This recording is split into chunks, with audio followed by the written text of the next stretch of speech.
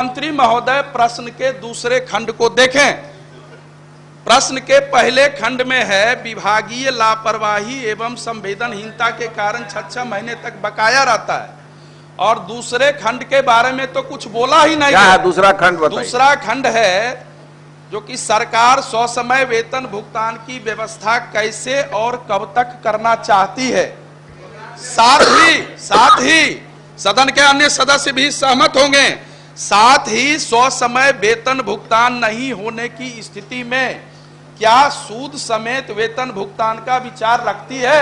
सभापति महोदय, सभापति महोदय, सभापति महोदय, सभापति महोदय, सभापति महोदय, सभापति महोदय, वेतन और पेंशन अविवादित मुद्दा है।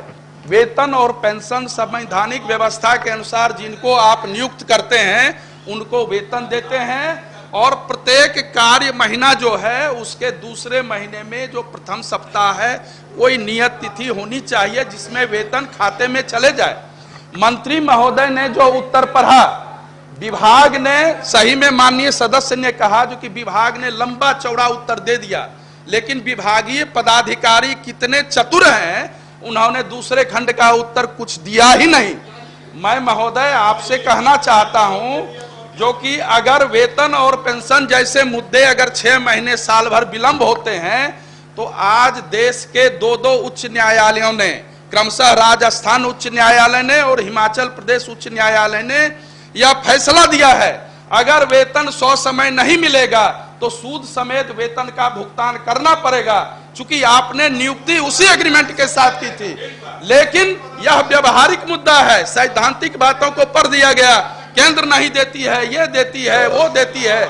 आपका कोई भी मामला हो, चाहे अनुदान का मामला हो, चाहे विश्वविद्यालय के वेतन का मामला हो, चाहे पेंशन के मामले हो, उनके जो आश्रित हैं वो वेतन पर ही निर्भर करते हैं। उनके घर में आपदा आती है, उनके घर में बीमार होते हैं, लेकिन उनको इलाज कराने का एक भी पैसा नहीं रहता है। विभागीय संवेदनहीनता के कारण उनके बाल बच्चे काल कलवित हो जाते हैं।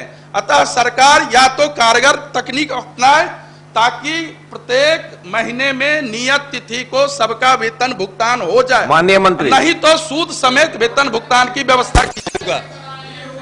एक बात मैं माननीय मंत्री को धन्यवाद देता हूं कि सही इन्होंने बात कही है कि सरकार के पास पैसे की कमी नहीं है, लेकिन आज का दैनिक जागरण सारे विभागीय पदाधिकारियों को पढ़ना चाहिए। संपादकीय लिखा है कि शिक्षा विभाग के 1625 करोड़ रुपए सरेंडर हो रहे हैं। एक तरफ राशि सरेंडर हो रही है, वो पूरे देश के पैमाने पर अखबार एक संदेश दे रहा है, और दूसरी तरफ महोदय ठीक कह रहे हैं माननीय सदस्य संजीव जी कि संवेदनहीनता और विभागीय लापरवाही ये मुफस्सिल के अधिकारियों का काम है महोदय, और मुफस्सिल के अधिकारियों की जो लापरवाही है और संवेदनहीनता है वो वेतन छोड़ के बाकी सारा काम करते हैं। इसलिए उन पर सरकार कोई कार्रवाई नहीं कर पाती है और सरकार सदन में बदनाम हो रही है। पैसा रहते हुए समय पर वेतन का भुगतान नहीं हो पा रहा है, ये चिंता की बात है। मैं ध्यान आकृष्ट कर रहा हूं कि आप ऐसे अधिकारियों पर कौन सी कार्रवाई करना चाहते हैं। अभी सुपौल के डीपीओ पर विधान परिषद ने कार्यवाही जब की तब जाके वहां शिक्षकों के वेतन का भुगतान हुआ। वो वेतन में भी उनको चाहिए, कुछ चाहिए उनको वेतन में भी। ये बहुत ही गलत बात है महोदय। लापरवाही और संवेदना को आप चिन्हित कीजिए माननीय मंत्री जी, और आप निर्देश दीजिए अधिकारियों को कि सरकार को अपमानित नहीं करे, समय पर वेतन भुगतान की व्यवस्था कराएं।